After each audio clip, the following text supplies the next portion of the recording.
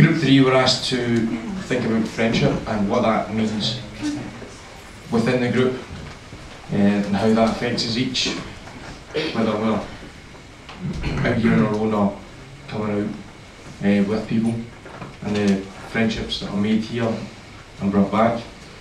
And we're going to have the privilege to hear from 3 of our own friends here. One new friend, one old friend, and one friend who's brought us new friends. And they're going to tell us a wee bit about what friendship means to them.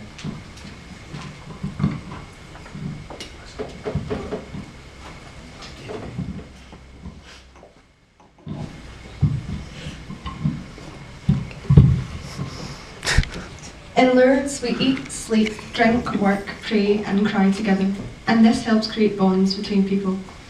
Everyone is open to make new friends, and this is important because friendships formed in Lourdes between pilgrims and youth group members because the relationships make it extra special. Diverse people are able to open up to each other, and this is also very important because it brings people who would not have become friends.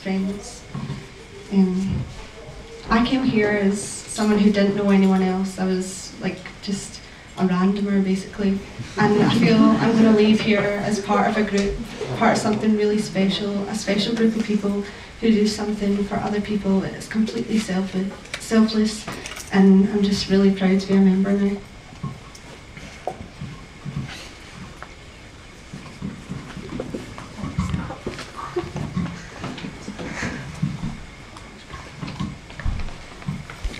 Last year the group had the privilege of meeting Scott, who made us all take a good look at ourselves.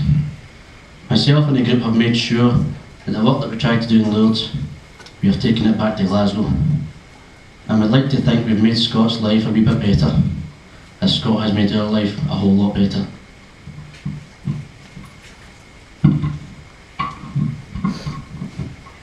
I'm just going to read mine so I can actually get through it. I don't normally mix friends. It makes me nervous. I think it's always awkward and hard work. But when Nikki was diagnosed with stage 4 bone cancer, I was determined to get her and David to Lourdes. But I was worried about how they would get on with the group and if her and David fit in. I had absolutely no need to worry. I am always proud of this group, but when I saw how easily they were accepted and how they were accepted with such love, such kindness, and welcomed into all the carry-on, I have never been prouder. Although Nikki was the one who was sick and undergoing horrific treatment, it was David at times who worried me the most. With a 3-year-old at home, a baby in special care in one hostel, and a wife in another, he often looked iller than Nikki. During one chemo session, Nikki contracted swine flu and was moved to intensive care. As we were sitting beside her, he said to me, "McEwen, I don't think I'll ever be happy again." Well, we saw him at Green and White night, up in the chair, beaming from ear to ear. He obviously felt so welcome, so involved, that he felt comfortable enough to do that. And when I looked round, I saw Nikki laughing with some of our girls. I saw Cara with Eva, and Danny with Martin, and every one of them was smiling, and it was amazing to see how far they'd come. In one day, only one short day, they've created friendships that I know will last beyond Lourdes and this week. I would like to thank everyone in this group for loving them and caring for them as much as I do.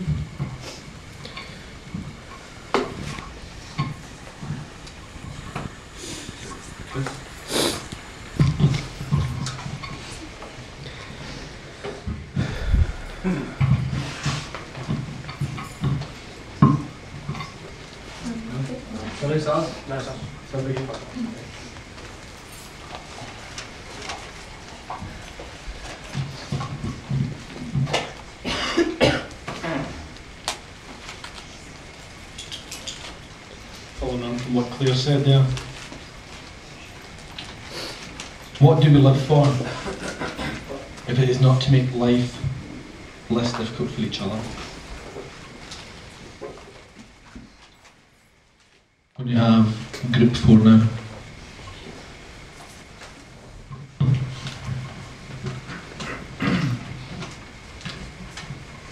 Millions of people each year make their journey to Lourdes in the hope of a miracle. However, what is a miracle? On hearing this word, we often think of something physical, something we can see that has changed or made a difference. However, However, more often than not, it's something that's not as obvious. A medical can be whatever you want it to be, whatever it is that you define it, whatever you define it as.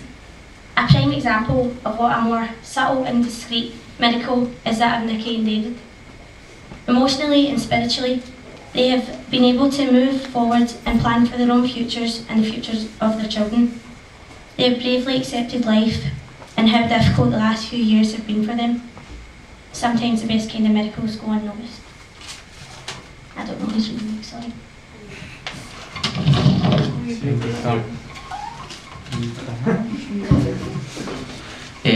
At first when I came to Lords, I knew no one apart from Thomas.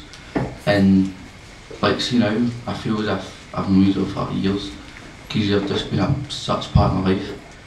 I mean, at the start, I was petrified to ask questions in case people laughed at me.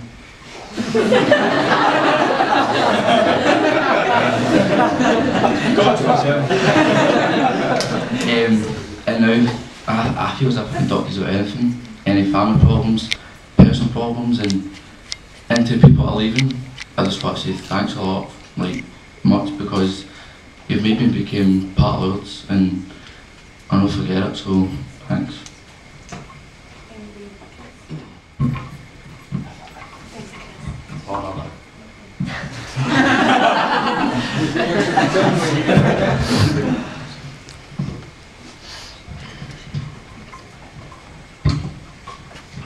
Jan, Nicole's mum, thanked me before we left Lourdes for my help through the week. Thought to myself, surely I should be the one thanking them. Thought it showed that the work individuals put in could be to the benefit for all parties. The youth group members, the kids and the carers simply just being themselves the whole week. The fact that we all benefited from this, I think, speaks volumes for the nature of Lourdes and for the group. Think how people come together just being themselves and having an impact like this is a miracle in itself.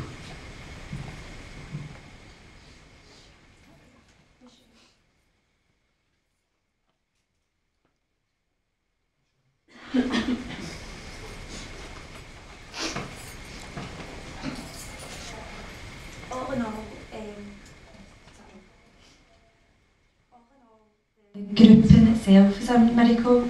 Each year we're able to make a difference to the lives of others, which makes such a difference to the members also. The miracle of the group is that it brings together people who would not normally meet, maybe due to their circumstances. However, we're all fortunate to have crossed paths and shared an experience which is life-changing. The St Margaret of Scotland Youth Group is a miracle in itself.